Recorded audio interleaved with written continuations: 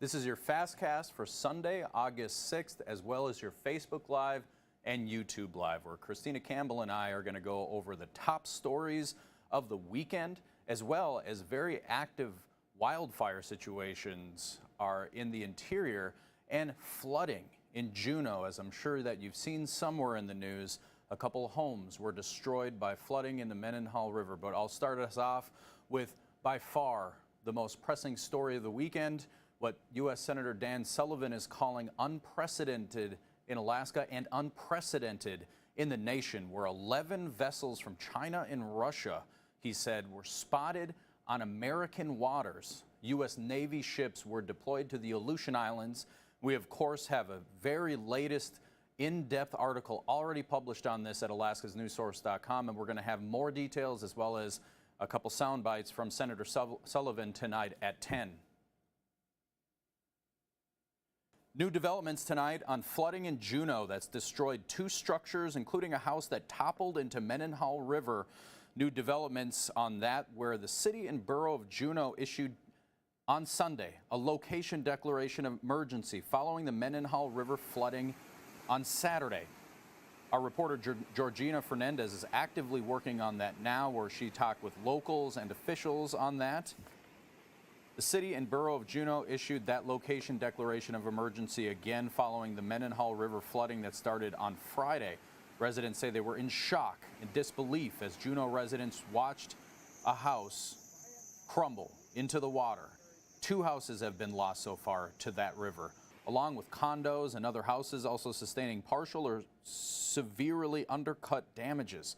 Right now, it's too early to know exactly how much property damage has been done. Officials say it's already into the millions of dollars, and with the Juneau City and Borough also adding that they are working with property owners to track damages as crews engage with cleanup efforts and flood responses. Residents watching in real time the record-breaking glacial outburst flooding.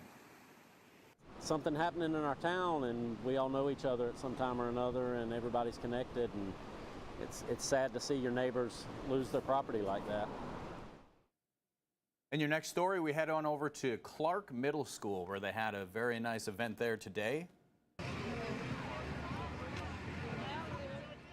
These were the lines to get into Clark Middle School. What was the big draw? New and gently used clothes for kids, new boots, coats, and shoes. All of it for free. Yesterday was the 9th year for the event, which is put together by the Anchorage Police Department Employees Association. Anchorage Cops for Kids local businesses pitched in to donate the back-to-school essentials, which even included free haircuts.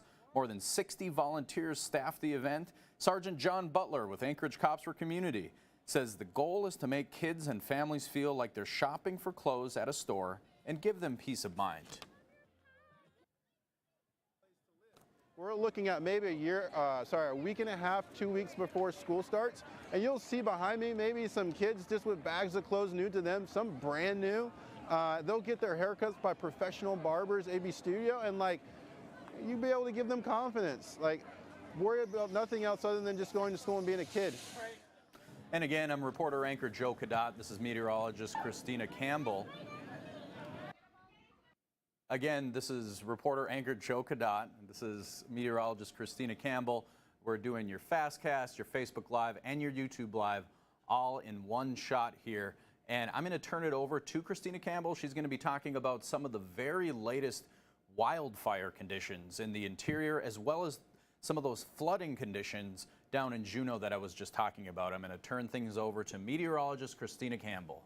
All right, thank you, Joe. And if you've been paying any kind of attention to the weather lately, we've got all kinds of active weather going on in the state right now.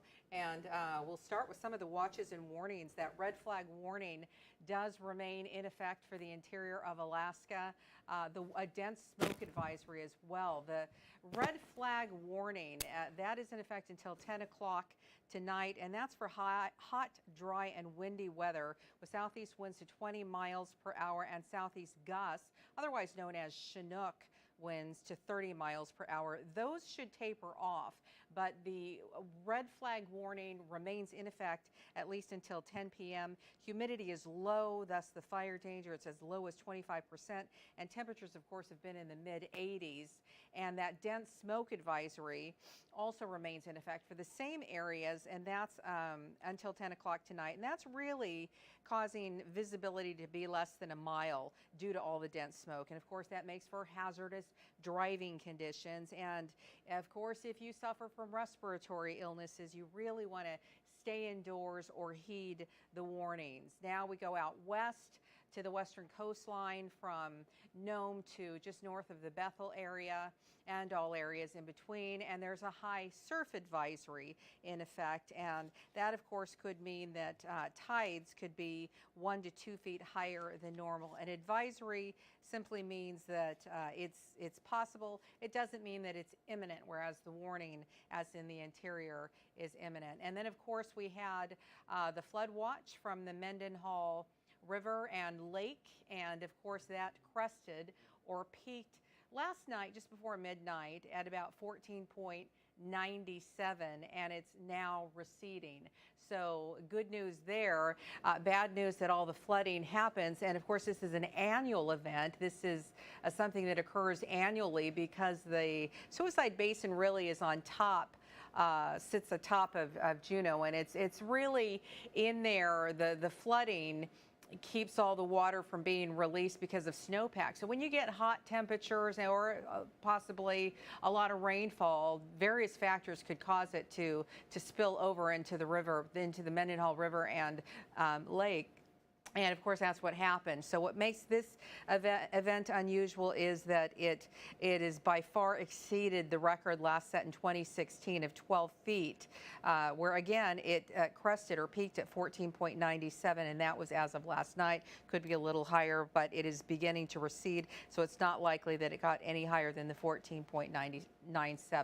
So in the meantime, taking a look at weather elsewhere, here's a time lapse of the changes that have occurred in the south central region. And this, of course, is Anchorage, where yesterday was sunny and lots of blue sky. Today, those clouds definitely moved in from a low that moved up into the Gulf of Alaska over the south central region, changing the wind direction to more southeasterly flow, meaning that the windward sides of the mountain ranges are starting to see the wet weather.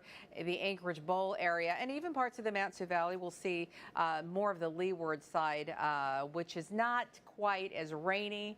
It's more scattered in nature. Our temperatures remain in the mid-60s. That's a bit of a cool off from the 70s of yesterday. Right now, Campbell Creek at 66, New Seward and Huffman at 65, Eagle River is at 66. Yesterday, those same spots were into the 70s. The official high, though, for Anchorage today was 65 degrees, and that's closer to our average. Yesterday, we were above. Today, we're closer to average, 57 overnight, and just a 100th of an inch of precipitation. Of course, we were seeing very light scattered showers. The high temperatures across the state, though, boy, they really are still warm. For the folks in Dead Horse, you guys had 81 degrees, 84 for those of you at Fort Yukon. Northway, 83. Fairbanks had a high of 79. Juneau topped out at 81 today. So very, very warm or hot for our standards here in Alaska. You can see in all the orange. It's moving in from the Yukon Territory, that high that moved out back to the Yukon Territory, also partly responsible because as air sinks, it likes to warm. And that's what we had with the high pressure. Now that that's moving out, we have low pressure moving in. You see the cooler temperatures from Kotzebue on down to Nome, Bethel, King Salmon, all along the Alaska Peninsula and Kodiak Island and parts of the south central region. Those are areas near the bodies of water that usually remain a little more maritime or cooler. So we have that big low in the Bering Sea. We also have a lot of active weather in the Gulf of Alaska. Still have some lightning strikes and some precipitation to talk about. Some cells moving through and around Talkeetna. And also in the Mt. Sioux Valley, Palmer and Wasilla. Houston to Willow Lake also had some showers pretty potent that moved through.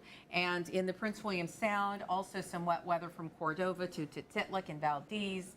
Rain moving through at a pretty good pace right now. In Anchorage, it's scattered. We see some cells, some heavy in spots, mainly in southeast Anchorage, and but it's clearing over the west. It usually clears off a bit over the inlet and then picks up again just on the other side. So what we're going to see is that high pressure continue to move further and further away as we start to see a more active weather pattern with lots of lows. And a southeasterly flow, so they move up and around. That low near where you see Bethel, that's kind of going to fizzle out in that old, what we call a boneyard of lows.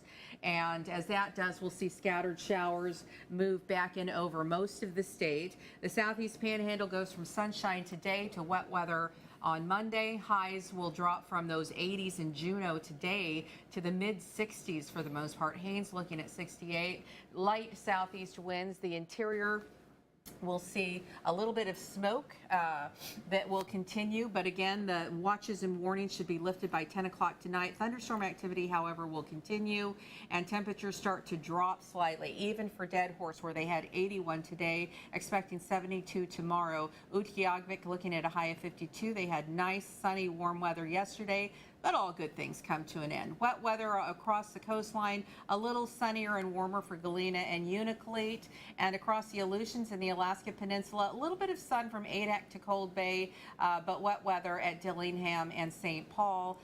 Temperatures pretty moderate. The Kenai Peninsula is looking for more wet weather with temperatures in the 60s instead of those 70s. Winds begin to ease up a bit, except for Kodiak Island. Glen Allen will eke out some more sunshine, but they also have those gusty winds to 30. Wet weather from Valdez to Cordova and Whittier, where temperatures now in the low 60s. And the Mat-Su Valley may also see a few sun breaks, and they may still eke out a few low 70s, but low 60s are definitely moving back into the forecast for Anchorage and Girdwood as we extend the forecast. I expect this pattern of scattered rain showers to continue through Wednesday. Then we get full out rain likely in the forecast with temperatures in the mid to upper 60s. Now, the good news in all of this, at least if you're in the Anchorage area, is that we will begin to see some mostly cloudy sky sunshine without wet weather as we head on into the weekend. So there's some good news there. May not be full sun, but we'll not have the rain to contend with. Not 81 like it was in Dead Horse. Right. All right, well, regardless of the weather, thank you so much for watching this Facebook Live and YouTube Live and your Fastcast for Sunday, August 6th. This has been meteorologist Christina Campbell and reporter anchor Joe Cadotte. Stay tuned tonight at 10 o'clock for the very fresh and latest details from Alaska's news source.